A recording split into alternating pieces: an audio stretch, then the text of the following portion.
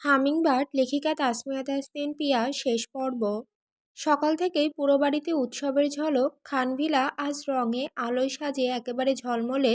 Loan জুড়ে বিশাল হলুদ সাদা প্যান্ডেল টানা, তাতে ঝুলছে অর্কিড আর গাঁদার মালা। ইনডোর আউটডোর একসাথে সাজানো, ভেতরে মেহেদির ঘ্রাণ, বাইরে বাল্ব আর ফেরারি লাইটের ঝিলমিল। আজ তামান্নার সাভিয়ার গায়ে হলুদ। বাড়ির নিচতলায় পার্টি লনে সিল্কের কুশনে মোড়া সোফা সেট, সাজানো ফটো বুথ, ঝুলন্ত ফুলে ঢাকা চকলেট জুসের স্টেশন। পাশে হালকা বাজছে লাইভ বাউল ফিউশন ব্র্যান্ডের মৃদু সুর। ডেকোরের দায়িত্বে দেশের নামী ইভেন্ট ম্যানেজমেন্ট কোম্পানি। সব কিছু নিখুঁতভাবে রং ও আলোয় মোড়ানো। গেট থেকে ঢোকার মুখেই ফুলে সাজানো একটা আড়ক দিয়ে ভেতরে ঢোকা। তামান্নার সাবিয়া সাজছে আলাদা আলাদা ঘরে। মেকআপের জন্য এসেছে টপ ক্লাস বিউটি টিম। তাদের চারপাশে ঘোরাঘুরি করছে ভিডিওগ্রাফার, ক্যান্ডিড ফটোগ্রাফার। গায়ে হলুদের জন্য এতটা সাজগোজ, জাঁকজমকপূর্ণ আয়োজন কিংবা মেকআপ কোনোটার দরকার ছিল না, কিন্তু আরিশের মতে সব কিছু রাজকীয় স্টাইলে করতে হবে। খানবাড়িতে বহু বছর পর বিয়ে হচ্ছে। আরিশের বিয়েটা তো সেরকমভাবে হয়নি, তাই আরিশের ইচ্ছেতেই সব কিছুতে এতটা জাঁকজমকপূর্ণ আয়োজন করা হয়েছে। আরিশ সকাল থেকেই পুরো আয়োজন তদারকি করছে। তবে তার চোখ বারবার খুঁজছে অরাকে। অরা আজ পরেছে হালকা হলুদ সোনালি জামদানি, ঝিনুকের মতো ছোট ছোট পালস দিয়ে কাজ করা ব্লাউজ, খোপায় গাঁদা আর গোলাপ গাঁথা ফুল। তাকে দেখে যেন এক শিল্পকর্ম লাগছে, মনে হচ্ছে কোনো শিল্পীর নিখুঁত শিল্পকর্ম। ওরা সবকিছু দেখে শুনে নিচ্ছে। তালহার আজ কোনো কাজকর্ম নেই। সাবিয়া ও তামান্নার গায়ে হলুদ শেষে তালহার গায়ে হলুদের অনুষ্ঠান। উঠোনে দাঁড়িয়ে আছে ওরা, ধীর পায়ে আরিশ এগিয়ে আসছে তার কাছে। ওরা পেছনে না তাকিয়েও আরিশের নিঃশ্বাস অনুভব করছে। তার ঘাড়ে আরিশের উষ্ণ স্পর্শ পেয়ে শিউরে ওঠে। আরিশ খুব আস্তে বলল, তোমাকে আজ দেখে মনে হচ্ছে এই গায়ে হলুদের আসরে তুমি একমাত্র আলো। ওরা হেসে বলে, আজ তো তামান্না সাভিয়ার দিন, আমি তো শুধু। আরিশ মাঝখানে বলে ওঠে, you are only mine, so you will always be my priority every single day. ওরা লাজুক চোখে তাকায়। পাশে নয়না, শিমু আর তোহা দৌড়ে আসে। শিমু ও তোহা তালহার মামাতো ভাই বোন। আপু তোমাকে ডাকছে। নয়না বলল। আরিশ ওদেরকে দেখে একটু দূরে সরে দাঁড়ালো। ওরা গলা খাকারি দিয়ে নিজেকে ধাতস্থ করে নিল। কে ডাকছে? আরিশ জিজ্ঞেস করলো। নয়না বলল, তামান্না আপু। ওরা ব্যস্ত সমস্ত ভঙ্গিতে নয়নাদের সাথে চলে যেতে যেতে বলল, আমি আসছি। আরিশ কিছু বলল না, তবে চোখের ইশারায় অনেক কিছু বোঝালো। ওরা লজ্জায় মাথা ঘুরিয়ে সামনের দিকে এগোলো। গায়ে হলুদের সমস্ত আয়োজন শেষে সন্ধ্যার আলো চারিদিকে ছড়িয়ে পড়েছে। ফেরারি লাইটগুলোর মৃদু ঝিকিমিকি, বিয়ের ব্যস্ততা, সব মিলিয়ে খানভিলার আঙিনা যেন এক স্বপ্নপুরী হয়ে আছে। হলুদ রঙে ভেজা বিকেলটা এখন সোনালি রাতের দিকে এগিয়ে যাচ্ছে। সবার চোখে মুখে ক্লান্তির ছাপ থাকলেও আজকের আনন্দ সেই ক্লান্তিকে ছাপিয়ে গেছে। তামান্না আর সাবিয়া দুজনেই যেন নতুন জীবনের দোরগোড়ায় দাঁড়িয়ে। ঘরের ভেতর তারা বসে আছে, মেহেদির রং শুকিয়ে গাঢ় হচ্ছে হাত ভর্তি ডিজাইনে। মুখে হালকা হাসি, চোখে একটু সংশয়, কিন্তু ভেতরে কোথাও যেন খুশির হাওয়া বইছে। সাবিয়া আয়নার সামনে বসে মেহেদির গাঢ়তা দেখে বলল, দেখেছো ভাবি, তোমার মেহেদি অনেক গাঢ় হয়েছে। তালহা নিশ্চয়ই তোমাকে খুব ভালোবাসে। তামান্না কিঞ্চিত লজ্জা পেলেও হেসে বলল, আপনার হাতের মেহেদির রঙও খুব সুন্দর হয়েছে। মেহরাব ভাইও আপনাকে খুব খুব ভালোবাসে। উল্টো দিকের সোফায় বসে থাকা তাসলিমা খাতুন হেসে ফেললেন। এখন কিছু খাওয়া দাওয়া করে নাও তোমরা, তারপর তাড়াতাড়ি ঘুমিয়ে যাও। আগামীকাল আবার সকাল সকাল উঠতে হবে। সাবিয়া ও তামান্না একে অপরের দিকে তাকিয়ে বলল, হ্যাঁ মা, আমরা যাচ্ছি। তারা দুজন নিজেদের ঘরের দিকে এগোলো। রাতে কিছু খাবে না, কিছুক্ষণ আগে নাস্তা করেছিল। রাত 11টা সুই সুই। ব্যাকইয়ার্ডে বসে আরিশ ও মেহরাব একসাথে চা খাচ্ছে। মিনিট পাঁচেক আগে মেহরাব এসেছে। অরা নয়নাকে দিয়ে চা পাঠিয়ে দিয়েছে। তামান্না সাবিয়া হয়তো ঘুমিয়ে গিয়েছে। মেহেরা বলে উঠল, ভাবতে পারছিস কাল আমার বিয়ে, মাকে ম্যানেজ করতে বড় কষ্ট হয়েছে। আরিশ চুপচাপ চায়ে চুমুক দিয়ে বলল, তুই ভাগ্যবান, তোদের অন্তত সেভাবে বিয়ে হচ্ছে। মেহেরাব অবাক হয়ে জিজ্ঞেস করলো, তোর আফসোস হয় নাকি? আরিশ হেসে মাথা নেড়ে বলল, না রে, ওরার সাথে আমার বিয়েটা ছিল অন্যরকম। শুরুর জায়গাটা হয়তো সুন্দর ছিল না, কিন্তু ওকে পাওয়া এটাই আমার জীবনে সবচেয়ে বড় পাওয়া। এখন ওর হাসি দেখলেই আমার পুরো পৃথিবী ভালো হয়ে যায়। মেহরাব মুচকি হাসে। ওদিকে নয়না, শিমু একপাশে বসে গল্প করছে। সবাই গায়ে হলুদের সাজে, রঙিন চুড়ি, টিপ, গায়ে হলুদের উজ্জ্বল আলোয়। নয়নার মুখটা অন্যরকম লাগছে, কিন্তু ওর চোখে কোথায় যেন এক ধরনের খালি খালি ভাব। শিমু বলল, তুমি এত চুপ কেন? নয়না ছোট করে বলল, কিছু না আপু, অনেক রাত হলো, চলো ঘুমিয়ে যাই। হাই তুলতে তুলতে বলল শিমু। নয়নার থেকে 1 বছরের বড় সে। হুম। রাতটা খানিক নীরব, আবার খানিক গুঞ্জনময়। কেউ কেউ আজকের ক্লান্তি নিয়ে ঘুমিয়ে পড়েছে, কেউ ব্যস্ত আগামীকালের বিয়ের জন্য। আর ওরা সে বারান্দায় দাঁড়িয়ে হালকা হাওয়া গায়ে মেখে আকাশের চাঁদ দেখছে। পাশে এসে দাঁড়িয়েছে আরিশ। কি দেখছো, হামিংবার্ড? চাঁদ। আরিশের ভ্রু কুঁচকে ফেলল, আকাশের দিকে তাকিয়ে বলল, আমাকে দেখো। ওরা মুচকি হেসে তার দিকে তাকালো। ভদ্রলোক জেলাস ফিল করছে। কি সৌভাগ্য আমার, একসাথে দুটো চাঁদ দেখছি আমি। তাই না? আরিশ ওরার ঠোঁটে আঙুল ছুঁয়ে স্লাইড করতে লাগলো। ওরা বলল, জি রাগে ভূত। আমার অরার জীবনে একমাত্র একটা চাঁদ থাকা চাই, আকাশের চাঁদও তার জন্য নিষিদ্ধ। এই বলে আরিশ হঠাৎই অরার কোমর জড়িয়ে ধরল। এক মুহূর্তে দুজনের মধ্যকার শ্বাস প্রশ্বাস একত্রিত হয়ে গেল। বৈদ্যুতিক বাতির আলোতে অরার মুখে পড়ছে সোনালি ছায়া। আরিশের চোখ তাতে আটকে আছে। আজ সারাদিন শুধু দেখেছি তোমাকে, স্পর্শ করিনি, কাছে যেতে পারিনি। এখন আর নিজেকে আটকাতে পারছি না। আরিশের নেশালো কণ্ঠস্বর যেন অরাকে মাতাল করে তুলছে। আরিশ হালকা চুমু খেলো তার ঘাড়ে। অরা কেঁপে উঠল একটু, কিন্তু সরে গেল না। ঘাড়ে তীব্র ব্যথা অনুভব করলো সে। হাত দিয়ে দেখলো রক্ত। এটা তোমার জন্য নয়, আমার অস্থিরতার জন্য। আরিশ ফিসফিস করলো। ওরা আসতে বলল, আপনার ভালোবাসা এমন হিংস্র কেন রাগীভূত? কারণ তোমাকে ভালোবাসতে গিয়ে নিজেকেই হারিয়ে ফেলেছি। আর যাকে নিজের থেকেও বেশি ভালোবাসে তাকে পেলে মানুষ শান্ত নয়, বন্য হয়ে ওঠে। চাঁদের এক কোণে দাঁড়িয়ে চাঁদের আলো আর আরিশের স্পর্শে ওরা সমস্ত অবসাদ গলে যেতে লাগলো। চারপাশে শুধু নিঃশব্দতা আর দুটো হৃদয়ের ভেতরে ওঠা তুমুল ঝড়। ওরা এখন আরিশের স্পর্শে ভয় পায় না, বিরক্ত হয় না। আরিশের সবকিছুই এখন ওরার উপভোগ্য। আরিশ ওরাকে কোলে তুলে নিয়ে বেডরুমের দিকে এগোলো। তুমি মেহেরাব, তুমি এত রাতে এভাবে দেখা করতে এলে কেন? সবকিছু ঠিক আছে? মেহেরাব সাবিয়াকে আলতো করে বুকে জড়িয়ে ধরল। লজ্জায় আড়ষ্ট হয়ে গেল সে। এই নিশীথে মেহেরাব ঠিক কী কারণে বাড়ির পেছনের গেটে তাকে দেখা করতে বলেছে সেটাই বোধগম্য হচ্ছে না সাবিয়ার। আমি ঠিক নেই, আগামীকাল বিয়ে, অথচ একটা রাতও অপেক্ষা যেন সহ্য হচ্ছে না আমার। হুড় করেই যেন সমস্ত ধৈর্যের বাঁধ ভেঙে গেছে সাবিয়া। সাবিয়া কি বলবে বুঝতে পারছে না। আজকে মেহেরাবকে সত্যি লাগাম ছাড়া লাগছে। মেহেরাব, বলো সাবিয়া, এখন ফিরে যাও প্লিজ। আগামীকাল আমাদের দেখা হবে, আমরা এক হয়ে যাব। আজকের রাতটা শুধু প্লিজ। সাবিয়ার কথার মধ্যে যেন কিছু একটা ছিল। মেহেরাব তা অগ্রাহ্য করতে পারল না। বাহুডোর থেকে মুক্ত করলো সাবিয়াকে। ঠিক আছে, আসছি আমি, কাল রেডি থেকো, তোমায় নিয়েতে আসবো আমি। থাকবো, এসো। মেহেরাব কোনো কথা না বলে সাবিয়ার কপালে চুমু খেলো।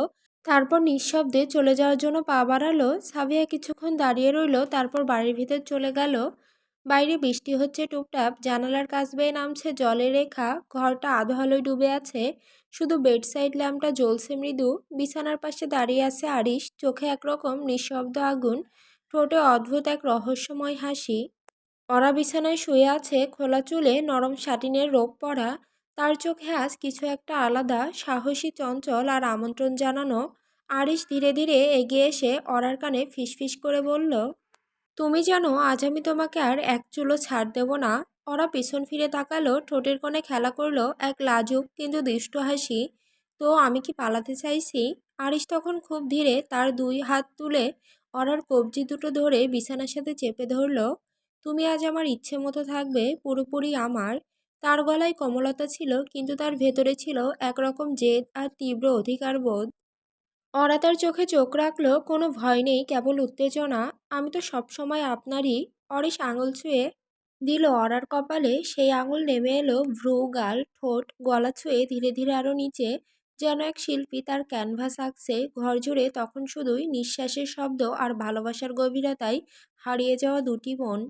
বিকেল গড়িয়ে সন্ধ্যা নামতেই খানবিলায় যেন আলোয় ভেসে উঠল চারদিক। প্যান্ডেল জুড়ে ঝলমলে চন্দনের রঙের কাপড়, ঝুলন্ত মোগলাই, ঝাড়বাতি আর ফুলের নকশায় সাজানো সেন্টার পিস। সবার মুখে হাসি, কানে কানে গুঞ্জন। তামান্না পড়েছে গাঢ় লাল জমকালো শাড়ি, মাথায় নেটের ওড়না, গলায় ভারী সোনার হার। পাশে তালহা কালো শেরওয়ানি পরে একদম রাজপুত্রের মতো লাগছে।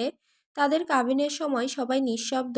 তালহা স্পষ্ট কণ্ঠে কবুল বলতেই তামান্নার মুখের রং ছড়ানো এক চিলতে হাসি ফুটে ওঠে। তার চোখে মুখে একটু কেঁপে ওঠে, একটু লজ্জা আর অনেক আনন্দ। দ্বিতীয় কাবিন হয় মেহরাব আর সাবিহার। সাবিহা পড়েছে সোনালী বেনারসি, খোপাই গাঁথা, টিউলিপ আর কাঁচা ফুল। মেহরাব সাদা রঙের পাঞ্জাবি আর ওড়না গলায় জড়িয়ে তাকিয়ে আছে একদৃষ্টিতে সাবিহার দিকে। কাবিনের পর একটু চুপচাপ হয়ে বসেছিল মেহরাব, তার পাশে সাবিহা বসা। মেহরাব তার কানে কানে বলল, আজ থেকেই তুমি আমার সব। সাবিহা লজ্জায় মাথা নিচু করে রইল। মেহরাব নিঃশব্দে সাবিহার হাত ধরে রইল। এই রাত্রি এই আলো সব মিলিয়ে খানভিলায় উঠোন যেন সাক্ষী হয়ে রইল দুই জোড়া ভালোবাসার এক নতুন শুরুতে। আড়িসরার হাত ধরে একটু দূরে দাঁড়িয়ে আছে।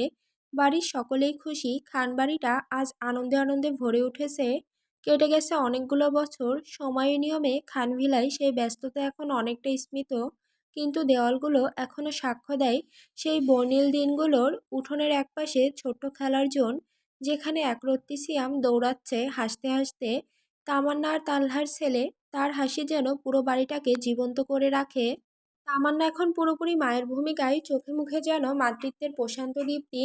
সে মাঝে মাঝে বিভিন্ন হস্তশিল্পের কাজ করলেও তার পুরো সময়টাই সিয়ামকে ঘিরে। অন্যদিকে ওরা এখন ঘরের শান্ত কোণেই গড়ে তুলেছে নিজের অফিস কর্নার। কোম্পানির প্রজেক্ট মেইল, কনফারেন্স রিপোর্ট সবই বাসায় বসে সেরে নেয় সে। প্রতিদিন সকালে কফির মগ হাতে খোলা জানালার পাশে বসে কাজ শুরু করে ওরা। আড়িশরাকে একেবারে বিজনেস হিউম্যান করে তুলেছে, তবে সবকিছুই বাড়িতে বসে খুব দরকার ছাড়া ওরাকে নিয়ে বাইরে বের হয় না সে। কারণ একটাই, আরিশের জেলাসি। অবশ্য ওরা এখন আরিশের সবকিছু নিজের সাথে মিশিয়ে ফেলেছে। তার রাগ, জেদ, বিষাক্ত ভালোবাসা, দখলদারিত্ব সবকিছুই এখন ওরার অভ্যাসে পরিণত হয়েছে। রাত 10টা বাজে, ওরা জানালার পাশে দাঁড়িয়ে আছে, চাঁদের আলো গায়ে পড়ছে। তার হাতে ধরা একজোড়া ছোট বেবি বুটিস, যেগুলো সে কয়েক মাস আগে না ভেবেই কিনে ফেলেছিল। শুধু হঠাৎ আসা জায়গায় আরিশ পেছন থেকে এসে ওরাকে জড়িয়ে ধরে। আবার এই বুটিসটা বের করেছো? ওরা কিছু বলে না, শুধু মাথা নাড়ে। আরিশ একটু চুপ থেকে বলল, এবার অন্তত আমাদের ঘরে নতুন অতিথি আসুক, হামিংবার্ড। ওরা চোখ বন্ধ করে বুকের মধ্যে কি যেন একটা ভেঙে পড়ে। তারপর আস্তে করে বলে, আমি ভয় পাই আরিশ। আবার যদি হারিয়ে ফেলি তাকে। আরিশ এবার ওরার সামনে এসে দাঁড়ায়, চোখে চোখ রাখে। তুমি জানো আমি তখন কিভাবে ভেঙে পড়েছিলাম, কিন্তু তুমি তো আরও বেশি কষ্ট পেয়েছিলে। আমার থেকে হাজার গুণ বেশি যন্ত্রণা সহ্য করেছিলে। কিন্তু ওটা একটা দুর্ঘটনা ছিল, তাই বলি কি আমরা নিঃসন্তান থাকব? ওরা এবার চোখ মুছে বলল, আমি জানি আপনিও চান, আমিও চাই, কিন্তু আমার সাহস হয় না। আরিশলার কপালে চুমু দেয়। আমি তো তোমাকেই চাই ওরা। বেবি আসবে যখন সে আসার কথা। শুধু এটুকু মনে রেখো, তোমার পাশে আমি ছিলাম, আছি, থাকবো। আবার না হয় নতুন করে স্বপ্ন দেখি, তুমি আর আমি একসাথে। ওরা একটু হাসলো, চোখের পানি গড়িয়ে পড়ছে। আরিশ তা মুছে দিল। ঠিক আছে, এবার সময় এসেছে ছোট্ট আরিশকে নিয়ে আসার। আরিশ না, আমার ছোট্ট ওরাকে চাই, ঠিক তোমার মতো একটা ছোট্ট পাখি। ওরা খিলখিল করে হাসে। আরিশ জবাব দেয় না, সে শুধু ওরাকে বুকে চেপে ধরে রাখে। একটা রাত, দুটো মানুষ, একটা আশা। সন্ধ্যাবেলা ড্রয়িং রুমে বসে আছে তালহা, আরিশ। সিয়াম এক কোণায় বসে খেলছে। তামান্নাও ওরা রান্নাঘরে চা নাস্তা তৈরি করছে। তাসলিমা খাতুন নিজের ঘরে আছেন, বয়স হয়েছে ওনার। ইদানিং বেশি হাঁটাচলা করতে পারেন না। সাবিয়া মেহরাবের সাথে চুটিয়ে সংসার করছে। বড় আব্বু সিয়াম এসে আরিশের সামনে দাঁড়ালো। আরিশ মুচকি এসে তাকে কোলে তুলে নিয়ে বলল, ইয়েস পাপ্পা। আমার একটা কালো জামা লাগবে তোমার মতো। তালহা সিয়ামের কথায় হাসলো। আরিশ জিজ্ঞেস করলো, আমার মতো? হুম, তোমার মতো। তুমি সবসময় কেমন কালো জামা পরে থাকো, খুব সুন্দর লাগে। রান্নাঘর থেকে অর্ডার তামান্না হাতে চা ও স্ন্যাক্স নিয়ে ড্রয়িং রুমে উপস্থিত হতেই সিয়ামের মিষ্টি মিষ্টি কথাগুলো শুনতে পেল। সবাই ওর কথায় হাসছে। যাক, তুমি অন্তত বুঝলে কালো পোশাকে আমাকে সুন্দর লাগে। আমি তোমাকে বিকেলে একটা সুন্দর ব্ল্যাক শার্ট এনে দেবো, ওকে? সিয়াম আরিশের কপালে চুমু খেলো। ওকে বড় আব্বু। সিয়াম আরিশের কোল থেকে নেমে আবারও খেলতে চলে গেল। অরা তামান্না বসলো। সবাই মিলে চা খেতে খেতে কথা বলতে লাগলো। বিকেলের নরম আলো এসে পড়েছে খানভিলার ছাদের এক কোণে। সেখানে একা বসে আছে নয়না, হাতে একটা ছোট্ট স্কেচ বুক, পাশে পেন্সিল ছড়িয়ে রাখা, কিন্তু সে কিছু আঁকছে না, শুধু বসে আছে। চোখ রাখছে দূরের রোদে ভেজা গাছে। কোথাও এক টুকরো একাকিত্ব জমে উঠেছে তার চোখে। গতকাল খানবাড়িতে এসেছিল নয়না। নয়না এখন ইউনিভার্সিটিতে পড়ে, খুব বেশি ব্যস্ততা নেই, কিন্তু মনটা আগের মতো চঞ্চল না। আনমনে স্কেচবুকে কিছু একটা লিখে ফেলল নয়না। কখনো কখনো কারো কাছে কিছুই না হয়েও তার অনুপস্থিতি যেন অসম্পূর্ণ করে তোলে একটা গোটা দিন। পেছন থেকে ছোট্ট সিয়াম ছুটে এলো ছাদের সিঁড়ি বেয়ে। নয়না খালামণি, সিয়াম খালা খাল খেলবে। নয়নার মুখে এক টুকরো হাসি ফুটে উঠল। সিয়ামকে কোলে তুলে নিল সে। হালকা বলল, সিয়াম খালা খাল না, সিয়াম হচ্ছে রাজা, খালামণি হলো রাজ্যের একজন সৈনিক। তাহলে তুমি আমার ঘোড়া হিনহিন করে হাঁটো। নয়না এবার হেসে ফেলল, একটুখানি সারল্য ফিরল তার চোখে। সিয়ামকে পিঠে তুলে দৌড় দিতে দিতে ভাবল, হয়তো জীবনের সব প্রশ্নের উত্তর একসাথে আসে না, কিন্তু কিছু উত্তর পাওয়া যায় শিশুদের হাসির ভেতরও। পেছনে পড়ে রইল সেই ফাঁকা ছাদে এক পৃষ্ঠা খোলা স্কেচবুক, পাতাটায় লেখা, আমি ভালো আছি, এই বলে বাঁচা আর সত্যিই ভালো থাকা এক না। তামান্না ছাদে এসেছে জামা কাপড় তুলতে। সিয়ামও সাথে এসেছিল, তাই নয়নার সাথে সিয়ামকে খেলতে দেখে কিছুটা দূরে দাঁড়িয়ে হাসতে তামান্না। ওরা টেবিলে বসে ল্যাপটপে কোম্পানির একটা রিপোর্ট টাইপ করছে। চুল খোলা, চোখে হালকা চশমা, পরনে সফট মেরুন কামিজ। পাশের টেবিলে ধোয়া ওঠা কফির কাপ আর বাচ্চাদের কিছু ছবি ছড়ানো। আরিশ একটু আগে বাইরে থেকে ফিরছে। এখন সে দাঁড়িয়ে আছে অরার ঠিক পেছনে। অরার কাঁধে হাত রাখতেই সে থেমে যায়, তাকায় পেছনে। আপনি এসেছেন, কখন ফিরলেন? এই তো মিনিট 10 হবে, তুমি কিছু খেয়েছো? ওরা হালকা মাথা নাড়ে। আরিশ চুপচাপ তার চুল সরিয়ে গালে আলতো চুমু দেয়। তুমি আগের চেয়েও সুন্দর হয়ে গেছো জানো। ওরা হেসে বলে, আপনিও আগের মতোই আতপাগল টক্সিক একটা মানুষ হয়ে রয়ে গেছেন। আরিশ এবার চেয়ারে বসে অরার মুখোমুখি হয়ে বলে, সে আমি যেমন আছি বেশ আছি। আজ কোনো কাজ নয়, এখন আমি তোমার সাথে একটু সময় কাটাতে চাই। সব কিছু সাইডে রাখো ডার্লিং। আরিশ প্লিজ, অনেক কাজ। ওরা কথা শেষ করার আগেই আরিশ তার ঠোঁট দখল করে নিল। এক মুহূর্তেই সব রিপোর্ট, মেইল, সময়ের হিসাব ভুলে গিয়ে ওরা আবার ভেসে গেল ভালোবাসার অথৈ জলে। যেখানে কেবল ছিল তারা দুজন, একটা চুম্বনে গলে যাওয়া যত ভুল বোঝাবুঝি, আর একটা প্রেম যেটা কোনোদিনও শেষ হয়নি, হবেও না। শেষ কথা, সব গল্প শেষ হয় কিন্তু কিছু সম্পর্ক কোনোদিনও শেষ হয় না। অরা আর আরিসের সম্পর্ক ছিল সেই রকমই, রাগে ভালোবাসায় বাঁধা, ক্ষতে ঘায়ে গড়া, অথচ ভীষণ নিজের। তাদের ভেতরে যত হিংস্রতা ছিল তার চেয়েও বেশি ছিল আকুলতা। তারা একে অপরকে জিতেছে, আবার হারিয়েছে।